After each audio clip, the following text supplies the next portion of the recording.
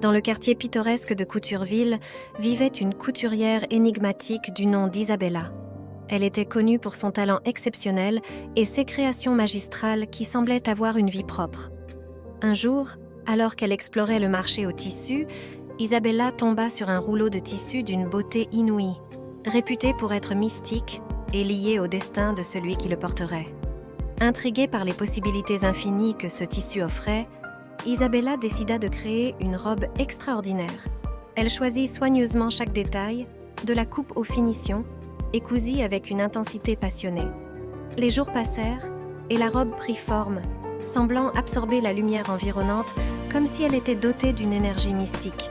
Isabella avait en tête une personne bien précise pour porter cette robe, une jeune artiste nommée Elara. Elara, malgré son talent évident, était en proie au doute et à l'incertitude quant à son avenir artistique.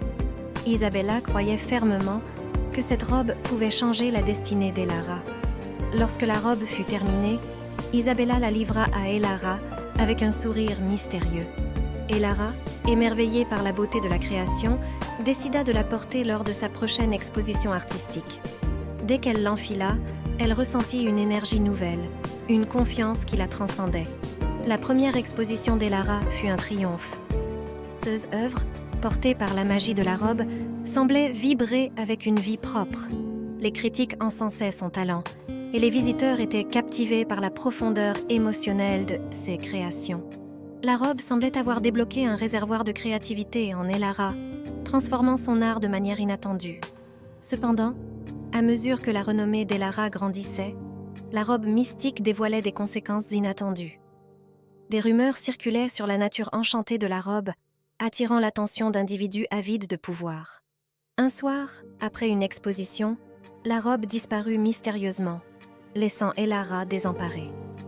Isabella, consternée par cette tournure des événements, se lança dans une quête pour retrouver la robe.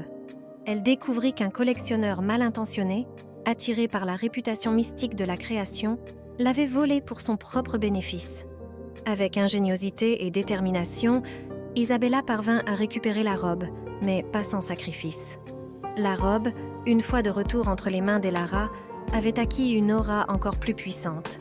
Désormais consciente de la responsabilité qui accompagnait cette magie, Elara décida d'utiliser son art pour inspirer et élever les autres. La robe, loin d'être un simple vêtement, était devenue un symbole de transformation et d'authenticité.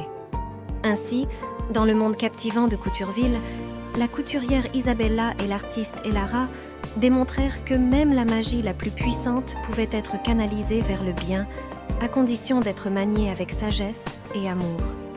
Et l'histoire de la robe mystique perdura comme une légende, rappelant aux générations futures le pouvoir extraordinaire qui peut émaner d'un simple fil et d'une aiguille, guidée par une intention pure.